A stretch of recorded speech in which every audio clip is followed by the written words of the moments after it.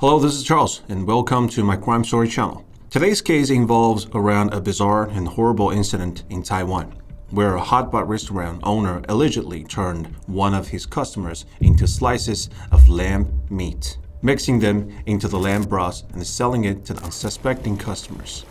The aromatic broth attracted a flood of customers, with long queues forming overnight. What makes this case even more shocking is that its resolution came about due to the victim's spirit, which reportedly haunted the killer's girlfriend for 7 years, begging her to seek justice.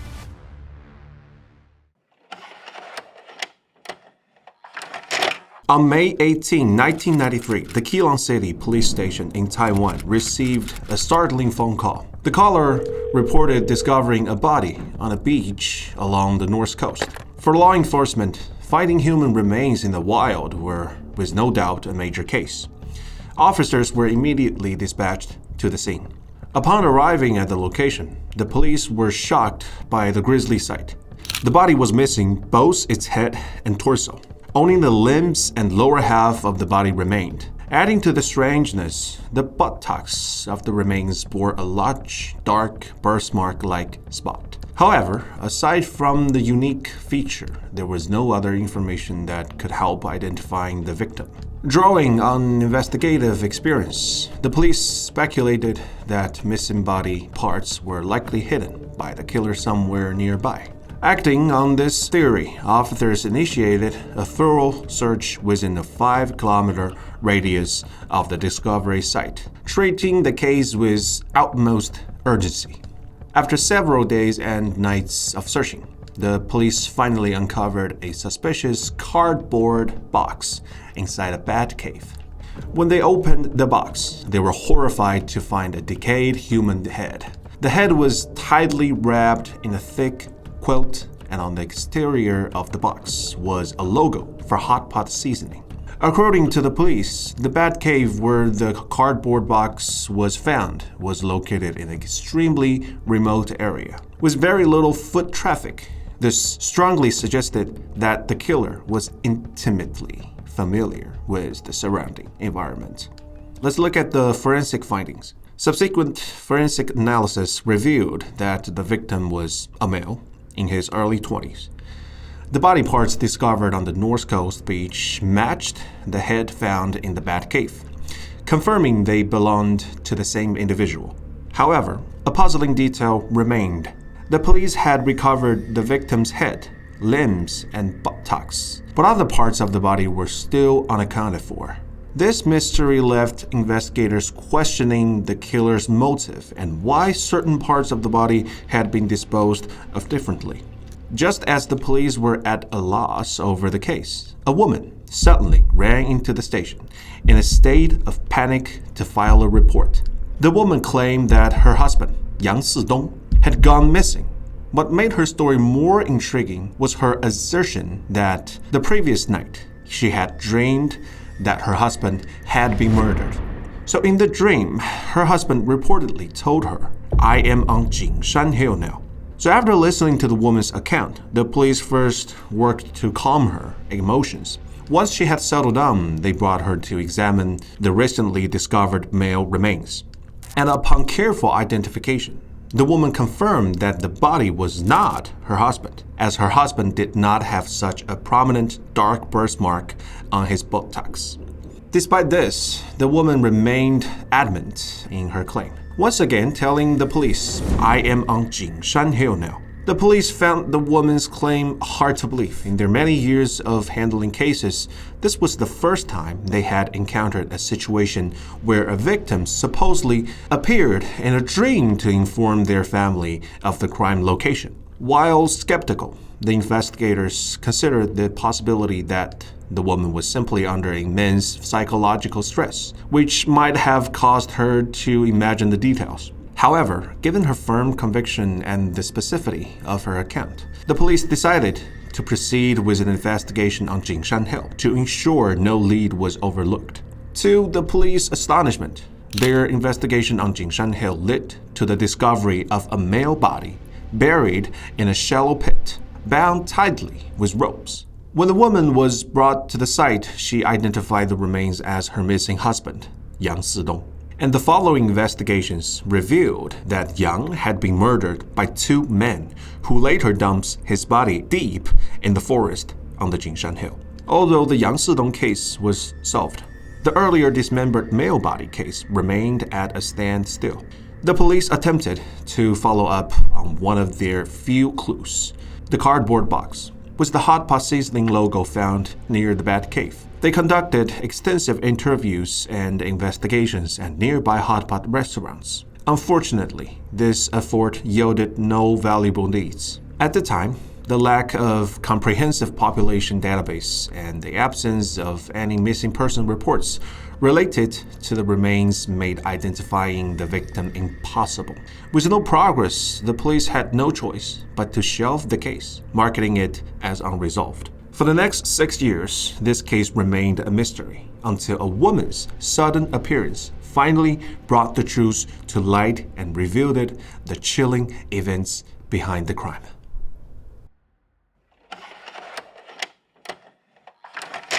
6 years after the gruesome discovery of the dismembered male body, a disheveled and visibly anxious woman named Alan walked into the Keelung Forest Police Station in August 1999, and her appearance startled the officers.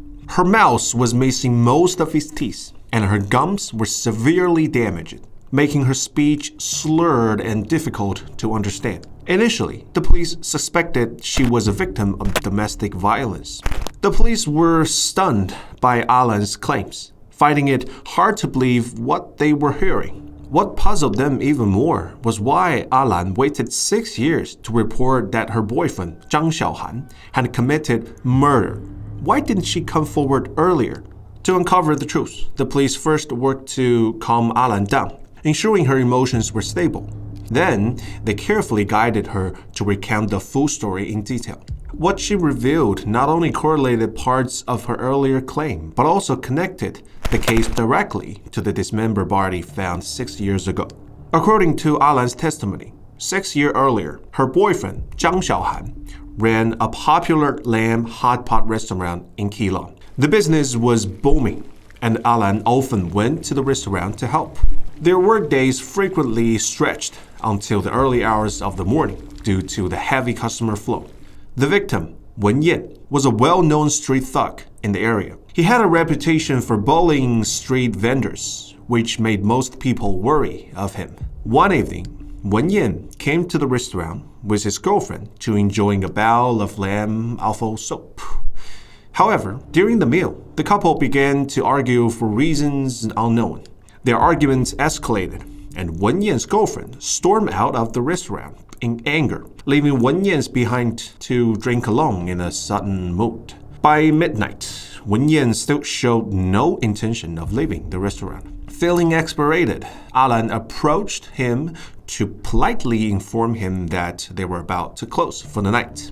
Instead of listening, Wen Yan refused to cooperate and began to act inappropriately toward Alan, touching her inappropriately and spewing insulting remarks. When her boyfriend, Zhang Xiaohan, saw what was happening, he immediately intervened, pulling Wen Yan away and confronting him. The situation escalated into a heated argument. Fearing for her own safety and wanting to avoid further trouble, Alan quietly retreated to the staff break room. Just moments after Alan entered the break room, she heard the sounds of a loud scuffle and shouting coming from the dining area. Feeling anxious, she peered through a crack in the door and witnessed a horrifying scene. Zhang Xiaohan, holding a large iron rod, was beating Wen Yan relentlessly. Despite Wen Yan's attempts to resist, Zhang struck him repeatedly until he was no longer moving, effectively hit him to death. After the violent attack, Zhang Xiaohan grabbed Wen Yan's lifeless body as if it were a sack and dragged it into the kitchen at the back of the restaurant. The floor was smeared with blood, and the sight left Alan utterly terrified. She didn't dare to make a sound or even breathe too loudly. She could hardly believe that her boyfriend had actually killed a customer in the restaurant. When Alan finally processed what had happened, her first instinct was to run outside for help. However, just as she was about to dash out the door, Zhang Xiaohan grabbed her violently, forcing her back into the restaurant. With a menacing tone, Zhang Xiaohan threatened his girlfriend. "If you dare tell anyone about this, I'll kill you too." Zhang Xiaohan then ran into the kitchen and grabbed a butcher's knife. Right in front of Alan's horrified eyes, he began to dismember Wen Yan's body, chopping it into hundreds of small pieces of flesh. He stuffed the fragments into black plastic bags, working methodically and without hesitation. To handle the head, Zhang Xiaohan placed it separately in a cardboard box used for hotpot seasoning. Initially, Zhang planned to dispose of the body parts early the next morning. However, he quickly realized that doing so might expose him to risk, because there was a chance that the kitchen staff could see him during the disposal. This realization led him to abandon his plan, deciding instead to find a different way to get rid of the evidences. As Zhang Xiaohan stared at the pile of black plastic bags filled with body parts, a more sinister idea suddenly came to his mind. He decided to mix small portions of Wen Yan's flesh, around 50 grams per pound, of lamb meat, into the restaurant's hot pot servings. Zhang Xiaohan reasoned that with the natural gamey smell of lamb, customers wouldn't notice anything unusual. To execute this horrifying scheme, Zhang Xiaohan separated the recognizable parts of Wen Yan's body, including the head, limbs, and buttocks, leaving behind only the unidentifiable small chunks of flesh. He processed the meat, blending it with the restaurant's lamb supply to serve to unsuspecting customers. As for the inconvenient parts of the body, those that couldn't easily be disguised, Zhang Xiaohan stuffed them into black plastic bags and disposed of them in remote wilderness areas, scattering them in batches to avoid detection. To ensure the new dish would appeal to customers, Zhang Xiaohan prepared a pot of human meat broth and decided to taste it himself. To his surprise, after just one sip, he found the soup to be incredibly delicious. Zhang Xiaohan began incorporating human meat into his pot recipes, which led to his restaurant's the top popularity in the city. The local elderly patrons and housewives loved the food. Word of mouth even attracted tourists from other regions, eager to try the hot pot. The restaurant's booming success only emboldened Zhang Xiaohan, who continued the practice without hesitation. However, the psychological burden of the crime began taking its toll on Zhang, making him increasingly paranoid and aggressive. His temper worsened over time, and he often vented his frustration on Alan, his girlfriend. Zhang frequently beat her, using his fist and feet, whenever he felt suspicious or angry. His growing fear of betrayal drove him to lock Alan in a room, isolating her from the outside world.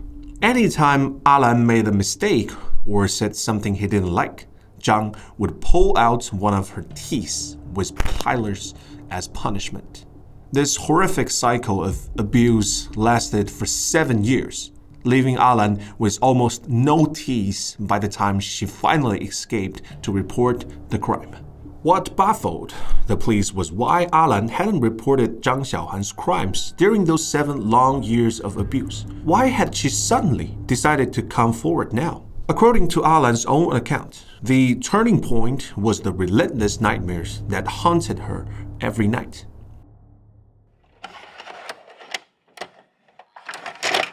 After witnessing Zhang Xiaohan's insane behavior, Alan found herself living in a constant state of fear and suffering. Not only did she endure Zhang's threats and physical abuse, but she also frequently had to endure the excruciating pain of having her teeth forcibly pulled out as punishment. Under the dual burden of physical and psychological torture, Alan's mental state gradually began to crumble. She started experiencing recurring nightmares where Wenyan, the victim, would appear in the dreams. Wenyan would plead with her, crying and begging her to seek justice on his behalf. Despite the guilt and torment these dreams caused her, Alan was too afraid to go to the police. She feared that if she spoke up, she would be treated as a co-conspirator and face prosecution herself. For 7 long years, she lacked the courage to report the crime, living in a silent agony. Until just a few days ago, Wenyan once again appeared in Alan's dreams. This time he was crying, asking her, "Where is my body? I'm in so much pain. Can you help me?" The torment became too much for Alan to bear. Unable to endure the guilt and fear any longer, she finally summoned the courage to walk into the police station and report the crime. After listening to Alan's account, one of the officers at the station suddenly recalled a case from 6 years ago that bore striking similarities to the details Alan had provided.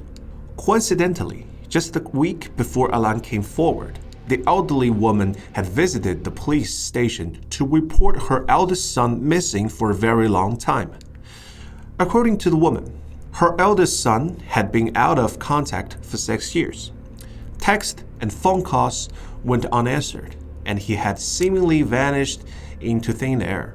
Most notably, her son had a prominent birthmark on his body, a detail that caught the attention of the police. The police immediately suspect that the elderly woman's missing son might be connected to the dismembered body case from the 6 years prior. To confirm this theory, they collected the elderly woman's DNA for analysis, exhumed the remains from the cold case to perform a genetic comparison. The results were conclusive. The deceased from the 1993 case was indeed Wenyan, the long-missing son of the elderly woman. The police promptly launched an investigation into Zhang Xiaohan, Alan's boyfriend, and the victim, Wenyan. The investigation revealed that Wenyan's real name was Li Junxiong. He was a local gangster with a reputation as a bully. Wenyan had a poor relationship with his family, which explained why his disappearance went unreported for so many years. It was only after years of estrangement that his elderly mother finally came forward to file a report. By the time the case was reopened, Zhang Xiaohan had already moved on from his hotpot restaurant's business. He had switched careers, working as a taxi driver. His former hotpot restaurant had been sold and converted into a beauty salon, erasing any visible traces of the past. But with Alan's help, the police located the bathtub in which Zhang Xiaohan had dismembered Wenyan's body 6 years earlier. Forensic experts conducted tests on the bathtub and successfully detected traces of Wenyan's blood. This physical evidence tied Zhang directly to the crime. Police quickly moved to arrest Zhang Xiaohan on his rental apartment, where he was taken into custody without resistance. However, during questioning, Zhang displayed an unusual calm demeanor. He flatly denied any involvement in the murder or the disposal of Wenyan's body, refusing to acknowledge the accusation despite mounting evidence. The police resorted to using a polygraph test to evaluate Zhang Xiaohan's statements. And as expected, the test revealed significant signs of deception in Zhang's testimony. Faced with the results, Zhang reluctantly admitted to the murder and disposal of Wenyan's body. However, he vehemently denied the allegations of mixing human meat into the hotpot, claiming these accusations were fabricated. Zhang Xiaohan was eventually convicted of murder and sentenced to life in prison. Shockingly, in 2015, Zhang was granted parole for good behavior and released back into society, a decision that caused significant public outrage. While in prison, Zhang wrote multiple letters to the media, repeatedly stating he had received the punishment he deserved for the crime. The claim about cooking human meat into lamb soap were entirely false rumors. Despite the denials, the case left a lasting and chilling impact on the customers who frequently visit Zhang's hotpot restaurant back then. For them, the thought of what might have been in their meals remained a source of deep unease and trauma. I'm Charles, dedicated to bring you in-depth case analysis. If you're enjoying this story, don't forget to like, subscribe, and turn on the notification button. Have a case you would like me to cover? Feel free to share it in the comment sections. I'll see you next time.